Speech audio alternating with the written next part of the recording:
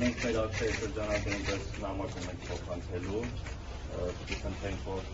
փոխանցեք գրասենյակի ներկայացուցիչին, ակնկալում ենք, որ հենց այս օրվանից սկսած մարդու իրավունքների